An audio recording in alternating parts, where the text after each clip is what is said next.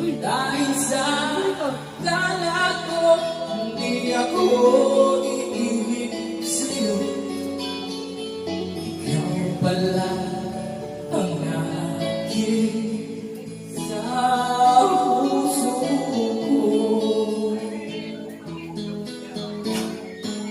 Kaya ngayon naging gulo-gulo ang puso at isipan. Araw-gabi ay paglalakad sa akin ang nababalisan. Dahil ba ang puso ko labis na umibig sa'yo, hanggang hindi na